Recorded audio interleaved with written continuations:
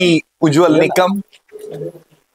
अर्थात यावर्षी पाऊसही चांगला झालेला आहे आणि सगळ्या जनतेत एक चांगला आनंद निर्माण झालाय। आपल्या देशाने आणि राज्याने देखील या वर्षामध्ये अनेक प्रगती केलेली आहे।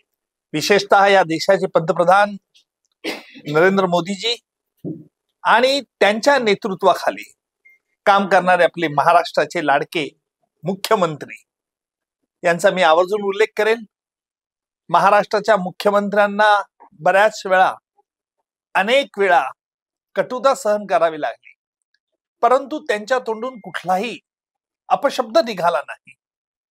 खरोखर ही सहनशीलता ही वाखाणण्यासारखी आहे, कारण त्यांचा एक शब्द या सोशल मीडियामध्ये अकारण वादळ पेटवत राहिला असता आणि म्हणून आपल्या जिभेवरती आपलं नियंत्रण असलं तर निश्चित मानसिक स्वास्थ्य लाभतं, परंतु त्यामध्ये जनतेमध्ये एक चांगला संदेश देखील दिला जातो।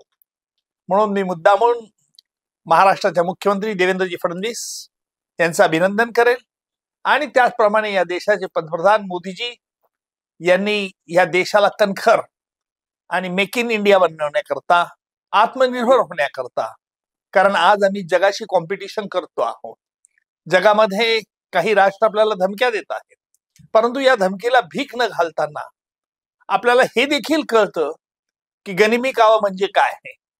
शिवाजी महाराजांपासून आपल्याला देणगी मिळालेली आहे। डॉक्टर बाबासाहेब आंबेडकर यांनी लिहिलेलं घटना ही आज या देशाला निश्चित तारून नेईल यात मला शंका नाही। आणि म्हणून आपल्या सगळ्यांनी या निमित्ताने, गणेशोत्सवाच्या निमित्ताने आपण सगळ्यांना मी शुभेच्छा देतो। जय हिंद, जय भारत।